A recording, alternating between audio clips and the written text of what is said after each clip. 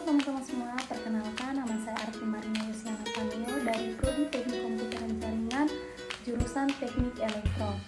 Baik, di sini saya akan menjelaskan definisi beserta contoh dari variabel, tipe data, operator, struktur kontrol, if, else, switch, for, while, do while, fungsi atau metode, array, increment, dan decrement.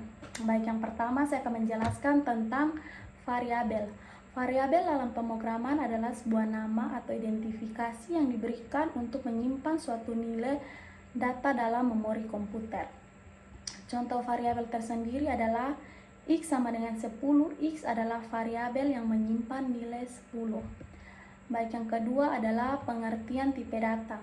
Tipe data adalah klasifikasi nilai variabel yang membantu komputer mengenali nilai data tanpa menghasilkan output error.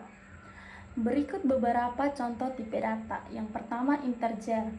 Tipe data untuk menyimpan bilangan bulat baik positif maupun negatif. Contohnya 10,5, 1000, dan seterusnya.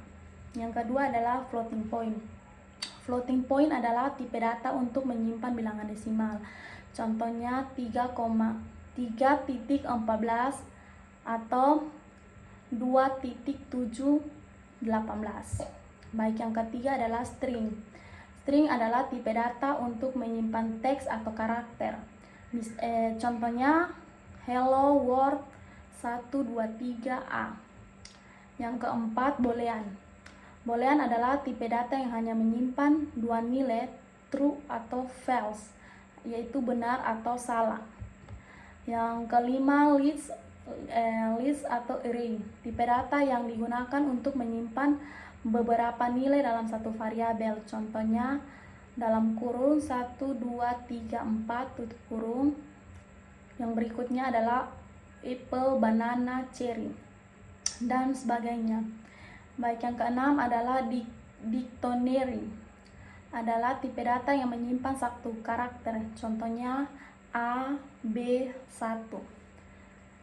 Yang ketiga adalah pengertian operator. Operator adalah simbol atau karakter yang digunakan untuk melakukan operasi pada data seperti perhitungan matematika, perbandingan, dan manipulasi logika.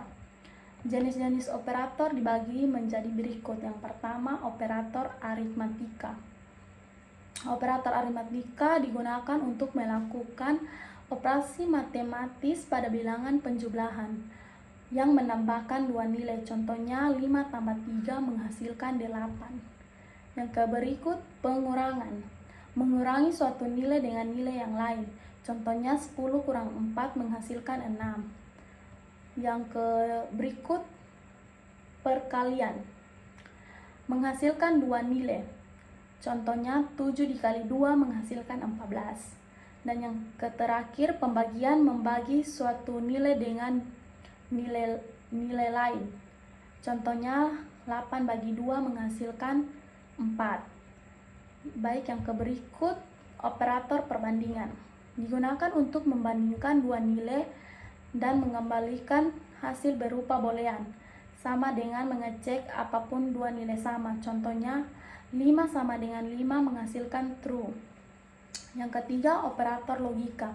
Digunakan untuk menggabungkan dua atau lebih kondisi logika. Contohnya 5 lebih besar dibanding 3 dan 2 lebih kecil dibanding 4. Hasilnya true.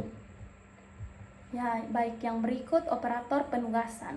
Digunakan untuk memberikan nilai pada variabel. Penugasan langsung memberikan nilai ke variabel. Contohnya X sama dengan 10. Berarti X diberi nilai 10. Penugasan dengan penjumlahan menambahkan nilai ke variabel dengan menyimpannya. Contohnya X tambah sama dengan 5. Berarti X sama dengan X tambah 5. Yang kelima adalah operator bitwise. Digunakan untuk operasi pada representasi biner dari angka n bitwise membandingkan dua angka pada level bit. Contohnya 5 dan 3 menghasilkan 1.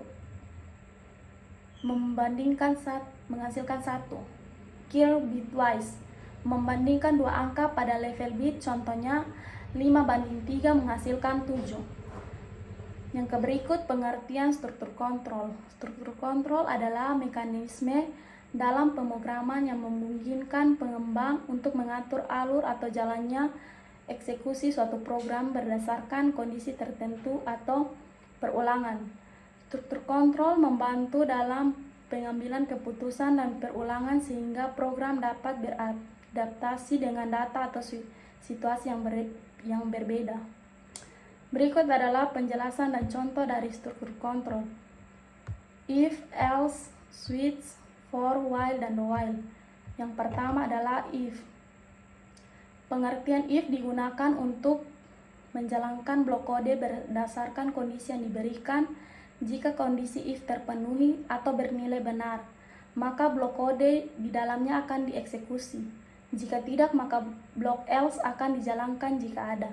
Contohnya, X sama dengan 10 if X lebih besar dibanding 5. Print dalam kurun X lebih besar dari 5. Else adalah print dalam kurun X tidak lebih besar dari 5. Pada contoh di atas, jika X lebih besar dari 5, maka akan mencetak X lebih besar dari 5. Jika tidak, akan mencetak X tidak lebih besar dari 5. Yang kedua, switch. Switch adalah struktur kontrol yang memeriksa nilai suatu variabel dan mengeksekusi salah satu dari beberapa blok kode yang berbeda berdasarkan nilai tersebut. Contoh, C in day sama dengan 3, switch day. Case 1 primitif hari Senin, break. Case 2 primitif hari Selasa, break. Case 3 primitif hari Rabu, break. Default primitif hari tidak diketahui. Pada contoh ini, jika variabel day bernilai 3, maka program akan mencetak hari Rabu. Yang ketiga, for.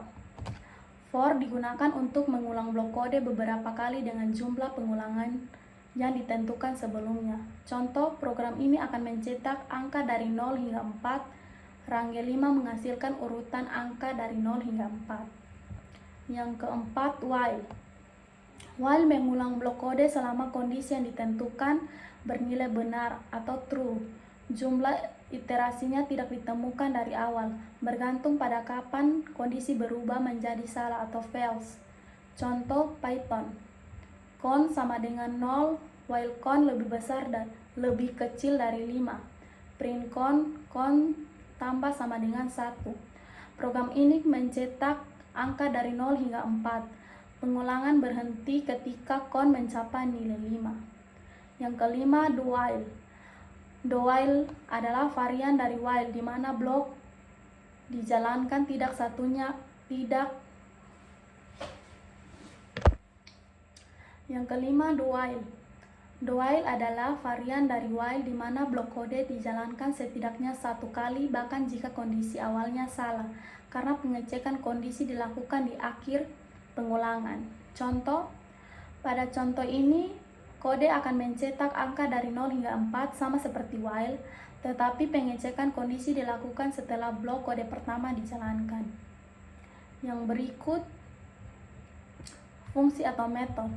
Fungsi atau metode adalah blok kode yang dirancang untuk menjalankan tugas tertentu dan dapat dipanggil kapan saja dalam program.